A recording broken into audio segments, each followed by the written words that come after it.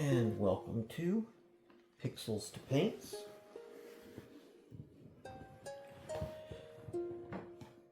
Today we are going to be painting a Lord of the Rings inspired 3D printed dice tower.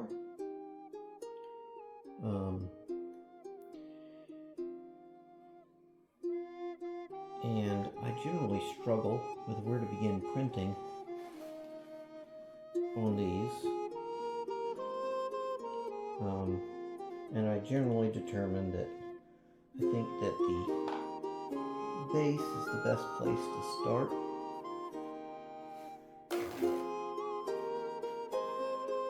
But it's really just kind of whatever strikes me in the mood, it'll work out. And I do some airbrushing. I know it's faster, and a lot of people will tell me that I should do this way or that way, but I like dry brushing. So that's generally where I start, and then I use airbrushing to put accents or highlight certain things. But I think we're going to start with the base here, these rocks, and I'm going to go for a red rocky sandy brown look. Let's get some paint going.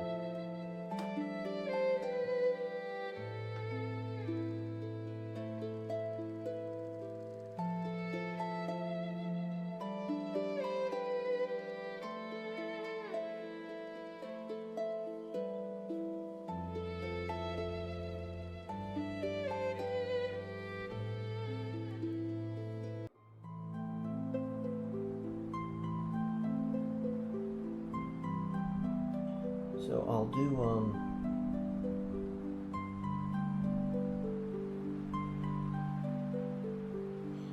do this base coat here, and then I'll use airbrushing to add some texture to it, or a little depth for shadowing and accents.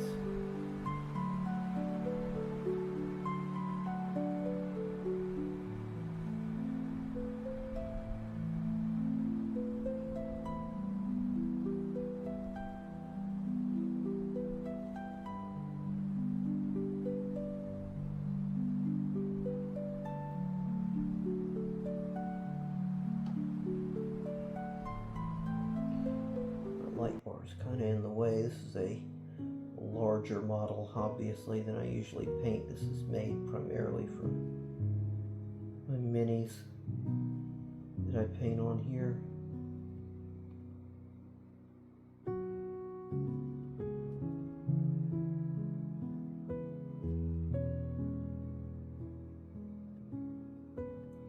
But this was such a cool dice tower, I could not pass this up.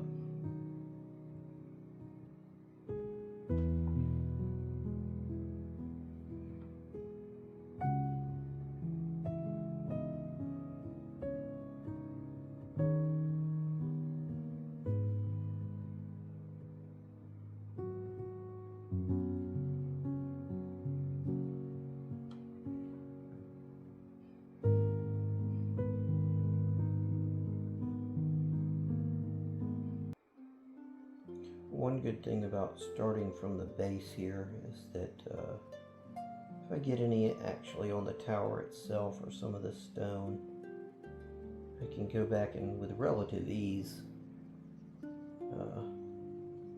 fix those areas.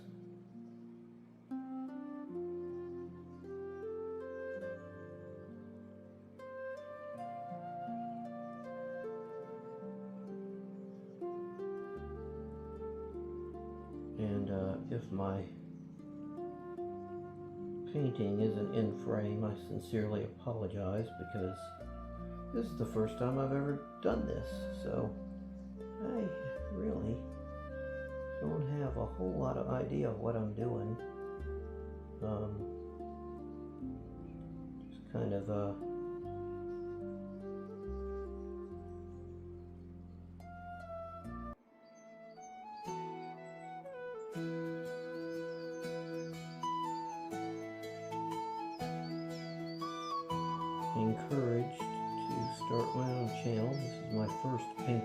go. And that will probably show.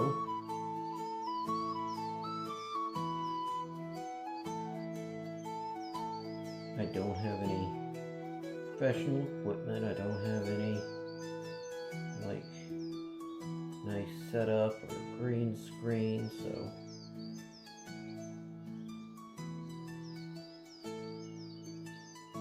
anything like that is a ways off, if ever at all. But I do enjoy painting miniatures and painting these 3D prints, which is very relaxing.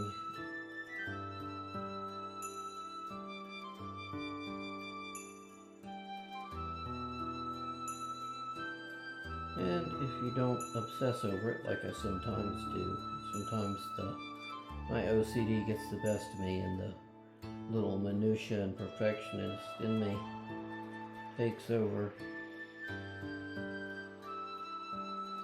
and it becomes much more of a chore than it has to be.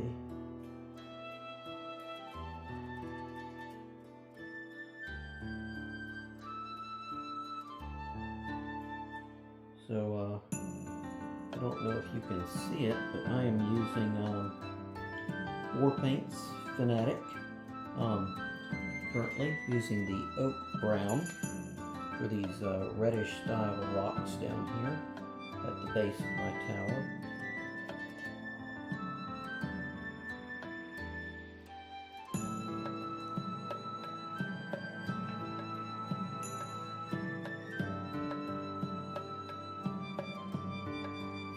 Which, funny enough, oak brown is pretty good color to use for these rocks as well as for wood. I just painted recently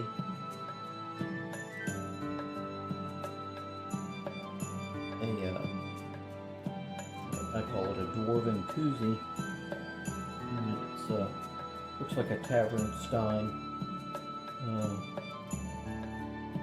with some fantasy elements to it, little glowing rune and whatnot, to kind of give it some more whimsical flair. But I used it to paint the wood for that.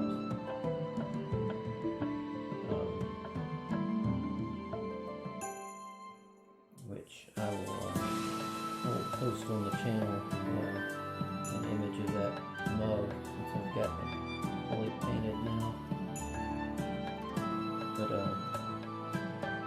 this particular color is very, I don't know the word I'm looking for, but it works for many different facets of painting.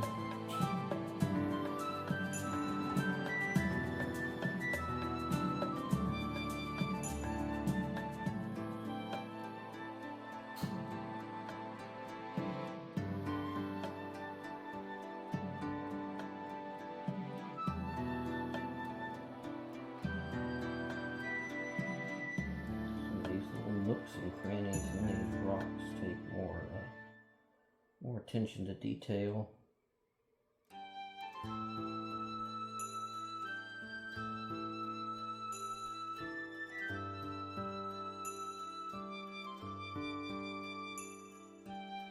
And I don't really have a color scheme in mind sometimes when I start these. I kind of know basics, you know, tower, stone is a grayish color, these rocks. I didn't really have any idea I was kind of going to do them a gray too until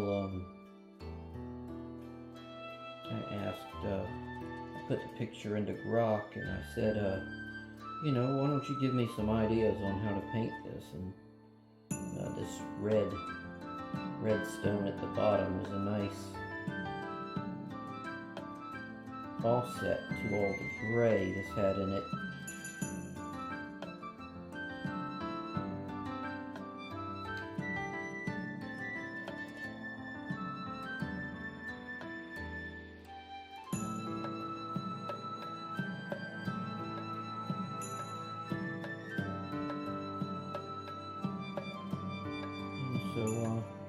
I will paint this until, you know, I get bored with it, want to play a video game or something.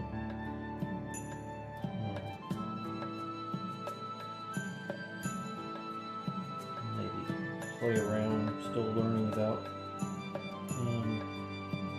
editing. I'm using CapCut for my editing software. Still learning about how to do everything, so that's why my shorts and clips don't look professional.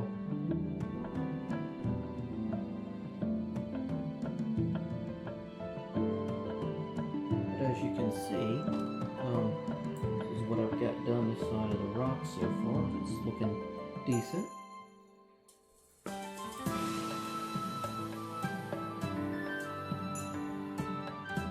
Seriously focusing in frames. I have to go back and do so much of this stuff.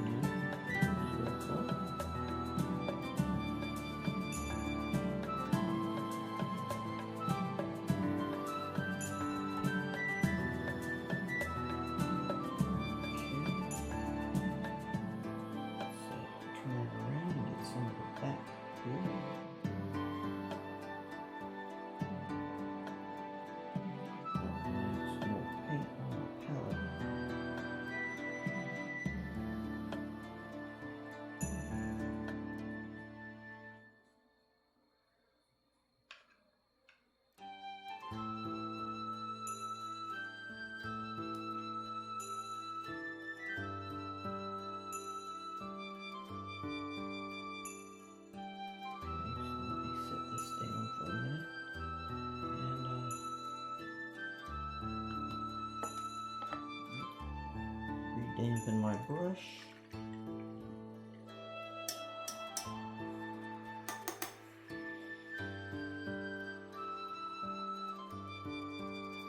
A little more paint down in my palette here.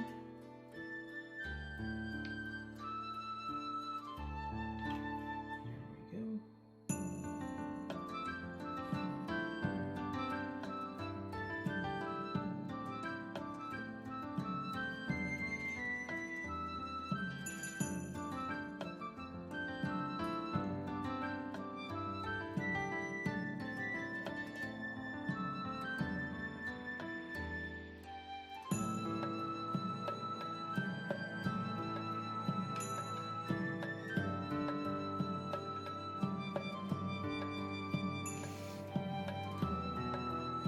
A lot of people will do minis and everything, really. Paint before assembly, or paint pieces of it before they assemble the models. Just get too excited to put things together. The old Lego kid in me, I just want to get it together and see what it looks like, you know? I put the stuff together and then paint it and worry about getting around all the little bits and bobs that are sticking out afterwards.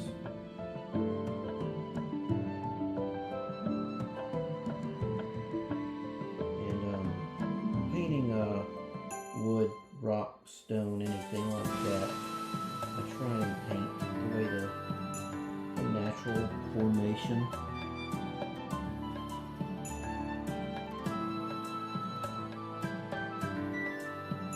of those things flow through this rock. In my mind, people might look at things differently. My wife tells me all the time that men and women see colors and things differently. These are vertical in my mind. If I clearly put to me logically, you look at the shape of this thing. And so I just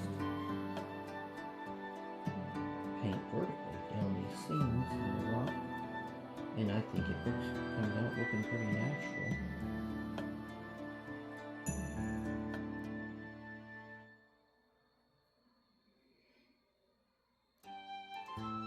Maybe down here at the bottom a little bit, these kind of bottom rocks, because I don't want to smear all over the base. Might flow a little bit more horizontally.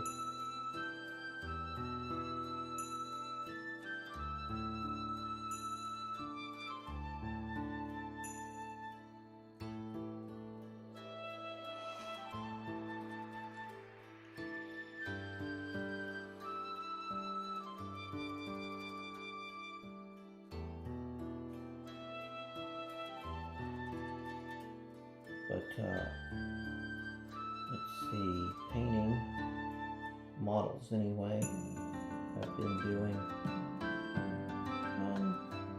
I'd say since my early 30s when I really got into Warhammer.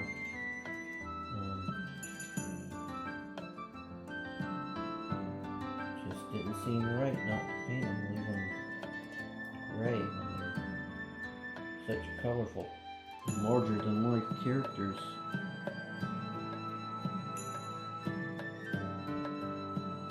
Color just kind of emphasizes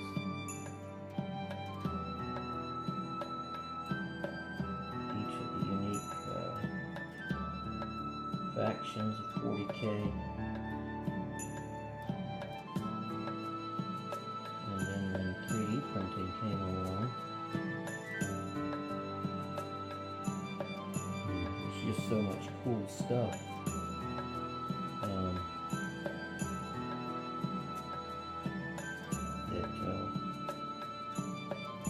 Print, you know, just, I mean, if you can 3D design it, you can print it. I've got a, if you're familiar with Monster Hunter, I've got an insect glaive, you know, full-size insect glaives, things like 7 feet long, that I've been painting on. I stop and start on it. I'll post that on the page too, on the channel page. I've also got a long sword from Monster Hunter. I've got, I mean, things like that, fun to print. Prop guns from things like Destiny, or, you know, any little thing that you can dream up. 3D model.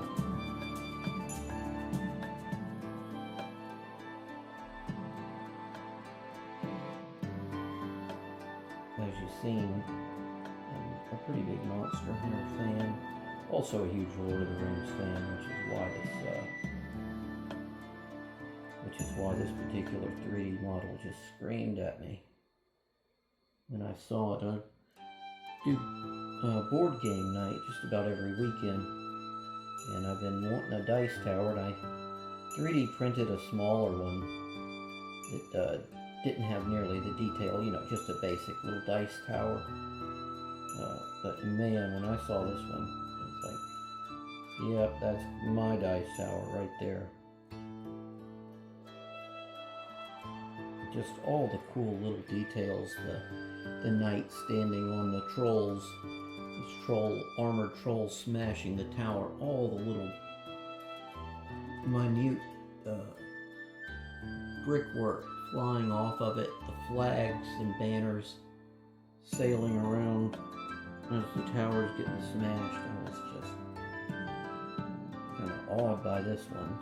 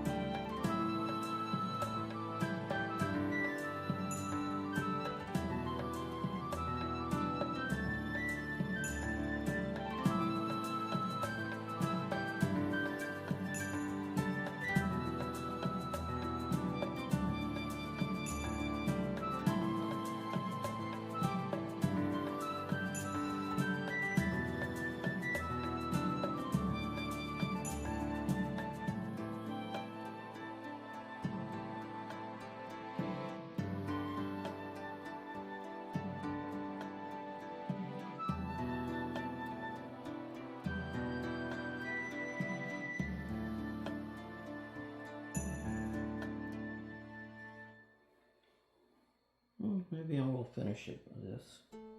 Almost got it. And you know, there's a little bit of overbrush on some of the troll's hands here and a few of the bricks here and there, but nothing that can't get corrected with a little bit smaller brush and some precision cover-up.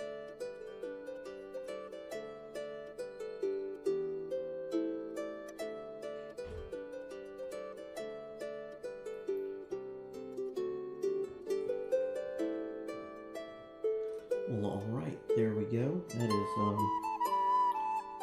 that base there, that rock base. I think we'll stop there for now. Let this dry, and then I'll hit this again tomorrow. Hope you'll join me for finishing this project up when we get into some more fun stuff with this. Thank you for watching Pixels to Paints. See you next time.